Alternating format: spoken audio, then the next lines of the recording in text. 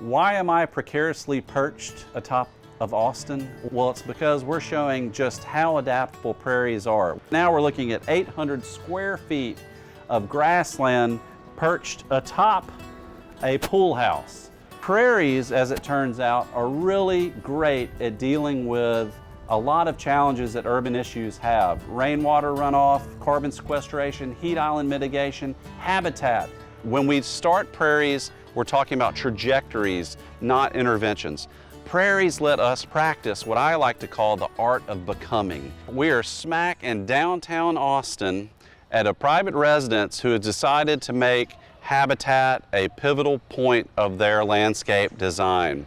What you see behind me is a new pocket prairie. This property was owned by the same family for a long time. We're talking about the 1800s. So we were asked to come in and establish habitat based on that historic climax community. What does that mean? Well, all of the plants, the grasses, the flowers that would have been here when we still had the bison and the wildfires coming through. So what you're looking at is a whole bloom from a seeding that we did last October. Let's talk about some of the steps that we went to make this prairie happen. We took a year to prepare this site. There were some invasive species. We looked at treating the landscape to get those out of there.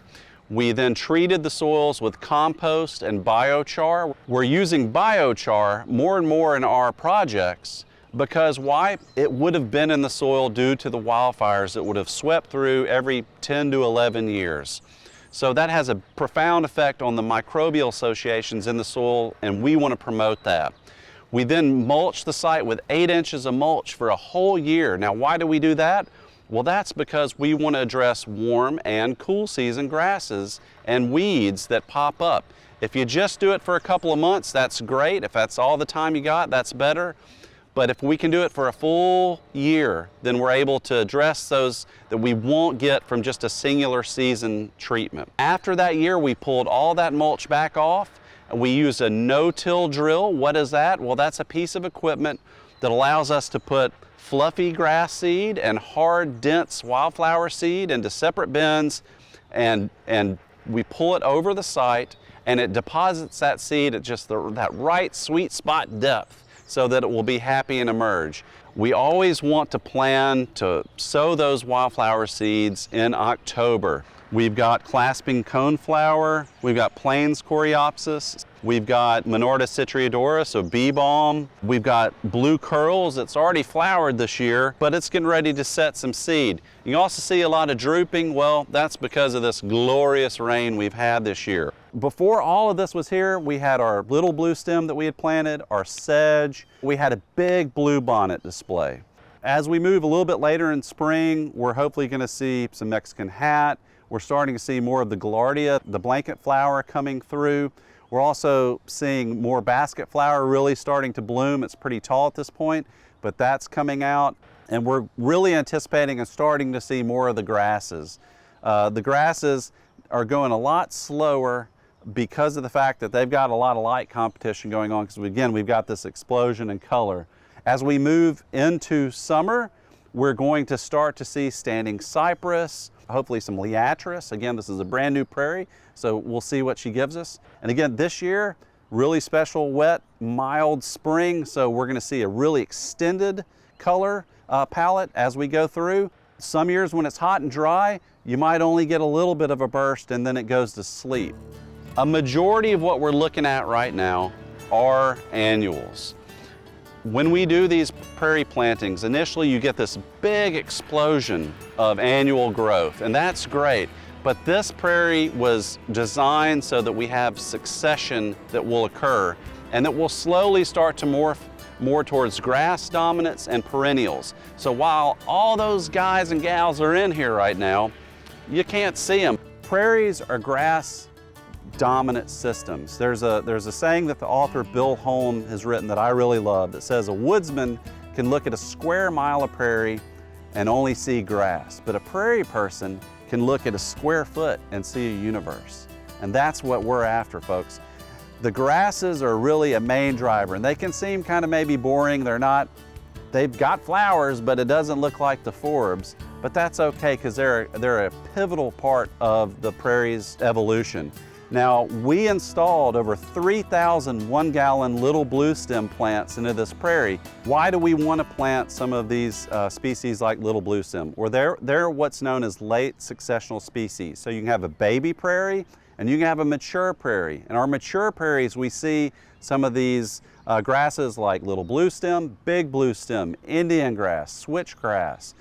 We want to make sure those are in there. Now, we can come to a infant site, if you say, and put out 1,000 pounds of little blue stem grass, but we're probably not going to have sustained growth. You might get really good initial germination, but it's going to crash. Why is that the case? Well, it's the microbes in the soil. As we talk about maturity in prairies, it's not just about what plants are there. The plants are demonstrating the life that's in the soil. So to shortcut that process, we know that if we're going to plug a living 1-gallon little blue stem, say, that we're essentially helping inoculate those soils and helping shortcut that restoration process. Prairies have the same challenges or considerations that just your regular garden would. Light is a big one. So as you can see, we've got a lot of mature live oaks behind us that we will love and want to protect. We also want to get that diverse herbaceous understory, grasses and flowers underneath. So the mix where you saw earlier had some of the same characters because there's some that go between light and shady areas.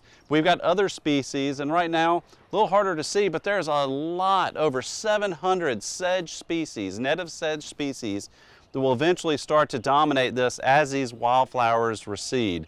And that's the name of the game with pocket prairies. It's always about transition, transition, transition. So let's talk a little bit of tasks with a pocket prairie. So you can see there's some florid abundance behind us, but as these things, some things die and seed out, we will clean that up. In nature, the wildfires and the bison and all the other ungulates would have done that for us. So unfortunately, we can't get any of those here in downtown Austin. But what we can do is let these things go to seed, and then we can start to dethatch, remove some of that dead organic material. And that's key because if you don't, you're going to start to lose diversity over time because you're going to essentially mulch yourself out of business. So we'll let these guys, we got a blue curls right here. You can see it's starting to go to seed. It's got a little bit of flower left, but we'll let this go to seed, let this completely die out because we want that seed to go back in the ground. And then maybe late summer, or we can even wait till the winter is when we'll come in here and do a really big cutback.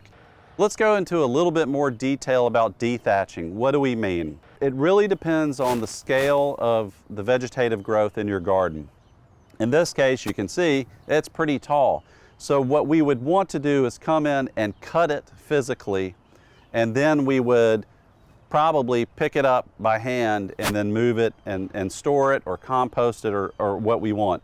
If you've got a short grass prairie, well, you might just be kind of mowing and raking. And even with a mid-grass prairie, with blue grama and side oats grama and stuff like that. But the main point is to get all the stuff out so that the new seeds can sprout, see the light of day in the next seasons, and then thrive.